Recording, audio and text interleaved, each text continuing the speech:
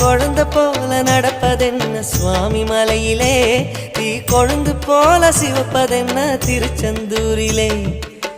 குழந்தை வேலன கொஞ்சி விளையாடலாம், கோபக்கார குமரன எப்படித்தான் ஆடலாம். குளத்தை போல மனசு கலங்குது, குமரா தெளிய வச்சா ரொம்ப நல்லது.